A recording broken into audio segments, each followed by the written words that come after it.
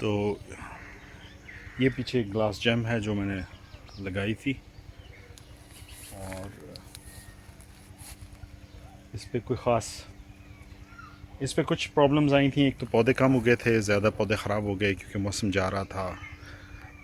Once again even with that कि ये late लगी सर्दियाँ, अब आज 17th of January है, ये सर्दियों में भी इसने 12 इट बोर सम फ्रूट, लेकिन वो जो फ्रूट है जो इस पे दाने बने वो सारे गुलेरी खा गई। वो मैं आपको क्लोजअप छलियों में दिखाता हूँ कि वो जितने भी दाने बने,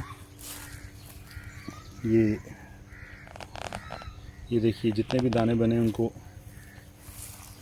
बीच में से सबको जो है ना वो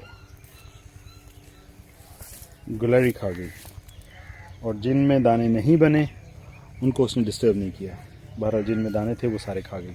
इस प्रॉब्लम की एक वजह ये भी है चूँकि यहाँ पे चंद पौधे ही थे, तो 2-3 जानवर जो हैं वो उनका सफाया कर सकते हैं।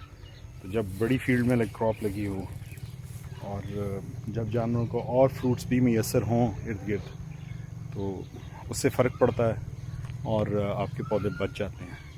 लेकिन अनफॉर्चुनेटली ये चूँकि right in the middle of winter ये क्रॉप जो है ये डेवलप हुई, तो इस पर ज़्यादा प्रेशर था उनका, और फिर मैंने भी इस पर कोई ख़ास तवज्जो नहीं दी because there were only a few plants.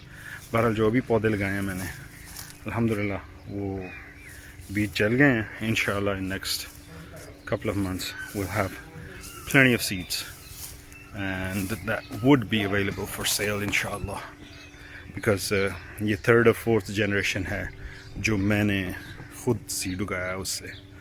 So this is it for now. Assalamu alaikum.